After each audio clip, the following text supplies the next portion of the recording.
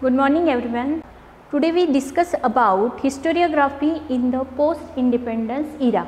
Post-independence, okay, it is very important. Post-independence. Post-independence means before we get the freedom. So today we discuss about post-independence era.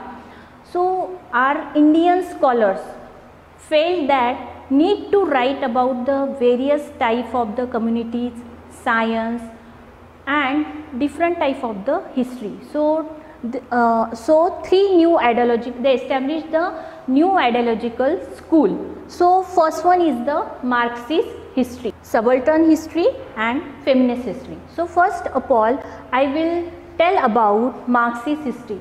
Marxist history, it means the production of means of production, modes of production and giving the importance of the industrial relation. And the second one is that giving the importance in the Marxist history, impact of every social event of significance. And third one is transition within the caste system. The means of production and modes of production, it means the owns economically exploited that the lower class people. Then that giving the in a Marxist history, giving the importance of the every social event and significance in the thought of the Marxist.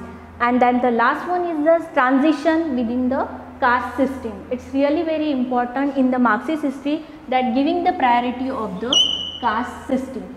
So again few people connected with the Marxist history.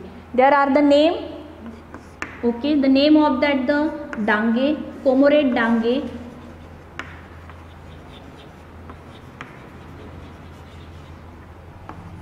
and Sharad Patil. Comrade means those who are the follow the rules and regulation of the communalism or member of the Communist Party. Communist Party, it means follow the rules and regulation of the Marxist history. In second idea, subaltern history. What is mean by the subaltern history? Subaltern history, it means the bottom most ranked people. It means the low ranking people. In a subaltern history that born from the Marxist history. It means the ideas of the Marxist history. Then second one, that Italian historian, the name of the Antonio Gramsci, that he talk about that writing should be start from the bottom most ranked people. It means he was giving the importance low rank people that make it the history. Third point is the folklore is a very important source of writing. Folklore, it means related with the old stories, folk song, so always written about the source of writing of a history. So in a subaltern history, it is a very is connected with the Marxist history. Last topic, feminist history. It is very important topic that giving the importance of women. Our scholars giving the importance of women. So in our society, role and achievements of women history.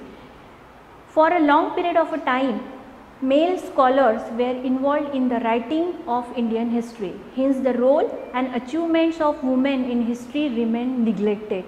To highlight this fact became the major task of feminist historian and to compile and the study historical writing of women. It was also necessary and important to rethink of women's position in history.